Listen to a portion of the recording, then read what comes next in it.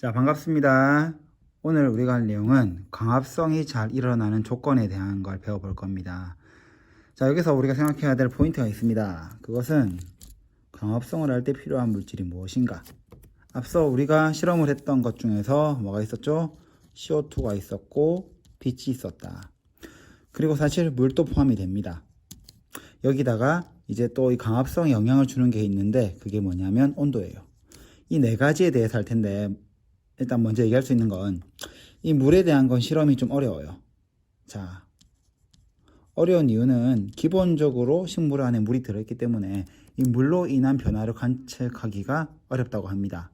그래서 우리가 요 세 가지에 대한 걸 공부할 텐데 먼저 이 빛에 대한 실험, 빛이 광합성에 어떤 영향을 주는지에 대한 실험을 하면서 한번 알아보도록 하겠습니다. 자, 이 실험 영상은 여러분이 보셨을 겁니다. 간단하게 얘기하면 시금치 잎이 광합성을 함으로 인하여 그 내부에서 생긴 산소가 시금치를 떠오르게 한다. 이게 핵심인데, 자, 먼저 시금치를 준비하죠. 그리고 이 시금치를 작게 잘라내죠. 자, 교과서에는 뭐 코르크 마개로 한다고 하는데 뭐 펀치로 해도 되고 확실한 거는 작아야 돼요. 자, 그리고 이제 두 번째가 중요합니다. 이 실험에서 이 두 번째가 의미하는 것을 여러분들이 알아야 되는데, 자, 잘 기억해봐요. 선생님이랑 수업했던 것 중에서 이 1% 탄산수소 나트륨이 의미하는 게 있었습니다. 뭐였죠? 뭐를 넣어준다? CO2를 넣어준다는 거예요. 그 이유는 여러분 다 알죠? 광합성을 할 때는 뭐가 필요하다? 이 CO2가 필요합니다.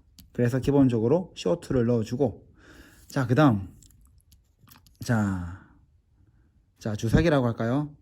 피스톤이죠. 피스톤에 넣어서 이 시금치 잎을 가라앉게요. 자, 가라앉게 한다는 것은 공기를 빼낸다는 건데, 자, 어쨌든 이 3번 단계를 통해서 시금치 잎들은 물속에 가라앉아요. 자, 이제 마지막 네 번째. 전등의 개수를 변화시킨다. 왜 변화시킬까요? 그것은 빛의 세기를 변화시킨다는 뜻이에요. 하나만 짚고 넘어간다면 이 실험을 할 때 여러분들이 만약에 나는 집에서 하고 싶다 할 때 LED 전등을, 자, 이 실험에 LED를 씁니다. LED를 써야 되는 이유가 있습니다. 자, 왜냐면 LED는 여러분이 이제 비교하자면 집에 있는 형광등, 이제 LED 말고 일반 형광등이나 이제 할로겐 램프라는 것들이 있는데 그 친구들을 만져본 친구는 알 거예요. 뜨거워요. 다시 말하면 일반적인 등은 빛을 비출 때 열을 냅니다. 그런데 LED는 열이 거의 안 나요. 자, 그럼 왜 LED 등을 써야 될까? 자, 이거 생각해 봐야 됩니다. 왜 이 실험에서 전등의 개수를 늘릴 때 LED를 써야 될 것인가? 그 이유는 이 온도에 영향을 안 주기 위해서입니다. 자, 좀 어려운 얘기일 수 있는데 우리가 원하는 건 이번 실험에서 이 빛의 세기만을 변화시켜야 돼요. 그런데 빛의 세기 위에 다른 요소가 바뀐다면 우리는 그 실험 결과가 빛에 의한 것인지 아니면 다른 요소로 인한 것인지 알 수가 없어요. 자, 그 말은 오직 빛의 세기만 변화시켜야 한다. 그래서 LED를 씁니다. 왜? 다른 전등을 쓰면 온도도 같이 변하기 때문입니다. 자, 이 부분은 한번 더 고민해 봅니다. 어쨌든 이렇게 이 단계를 거쳐서 실험을 하면 결과는 시금치 잎들이 떠오릅니다. 자, 왜 떠오를까요? 광합성을 통해서 이 안에 뭐가 생긴다? 이게 중요합니다. O2라고 하죠. 산소가 발생이 되고 이 산소가 발생함으로 인하여 이 시금치 잎은 떠오르는 겁니다. 자, 그러면 빛의 세기에 따른 이 시금치 잎이 떠오르는 시간을 한번 측정한 얘기를 한번 해볼게요. 자, 실험 결과는 이거예요. 시금치가 떠오르는 시간이 빛의 세기가, 빛의 양이 늘어날수록 더 빨리 떠오르는 거예요. 단순하죠? 예. 빛이 세질수록, 빛의 전등의 개수가 늘수록 시금치는 더 빨리 떠오른다. 자, 그럼 결론은 없지만 정리해보죠.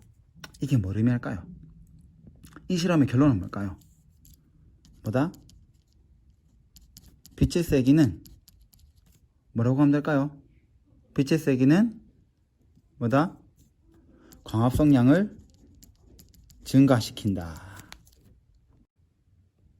자, 결론은 빛의 세기는 광합성량을 증가시킨다입니다. 자, 그런데 이제 우리가 볼 게 있습니다.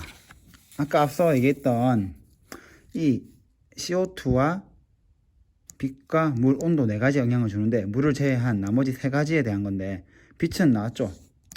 그럼 CO2와 온도, 이산화탄소 온도에 대한 것도 실험을 하면 결과가 나올까요? 나옵니다. 그거를 여러분들이 볼 수 있게끔 표가 나와 있는데 첫 번째, 빛과 강합성량에 대한 그래프. 두 번째, 이산화탄소와 강합성량에 대한 그래프. 마지막, 온도와 강합성량입니다.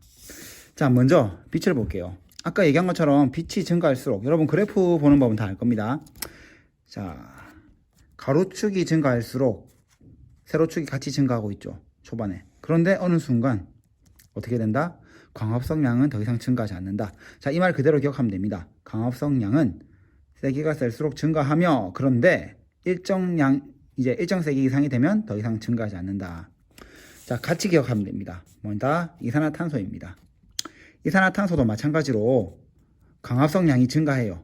그런데 어느 정도 증가하고 나서는 증가하지 않는다. 즉 빛과 이산화탄소는 자, 많을수록 좋아요. 좋지만 어느 정도 이상 되면 더 이상은 광합성량이 증가하지 않는다는 거예요. 자, 마지막으로 좀 독특한 친구입니다. 온도죠. 온도는 초반에 비슷해요. 같이 증가하다가 자, 이게 중요합니다. 특정 온도에서 피크가 돼요.